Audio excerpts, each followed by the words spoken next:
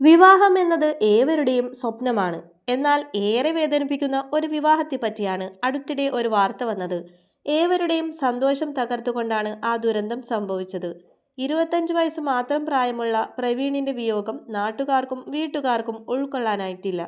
വധുവിന്റെ കഴുത്തിൽ താലി കെട്ടി നിമിഷങ്ങൾക്കകം പ്രവീൺ മരണത്തിന് കീഴടങ്ങി. സ്വകാര്യ ബാങ്കിൽ ജീവനക്കാരനായ പ്രവീൺ അമ്മാവന്റെ മകളെയാണ് വധുവായി തിരഞ്ഞെടുത്തത്. കർണാടകയിലാണ് ഈ സംഭവം നടക്കുന്നത്. താലികെട്ട് വരെ യുവാവിന് യാതൊരു പ്രശ്നവും ഉണ്ടായിരുന്നില്ല. അതിനുശേഷമാണ് പ്രവീൺ കൊഴിഞ്ഞു വീഴുന്നത്.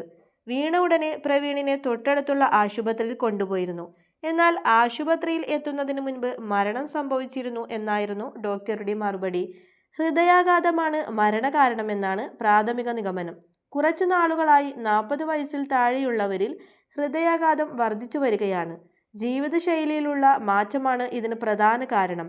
സമീകൃത ആഹാരം കഴിക്കുക, നന്നായി വ്യായാമം ചെയ്യുക, മദ്യപാനം, പുകവലി എന്നിവ ഒഴിവാക്കുക. ഇവയൊക്കെ ആരോഗ്യം മെച്ചപ്പെടുവാൻ സഹായിക്കും.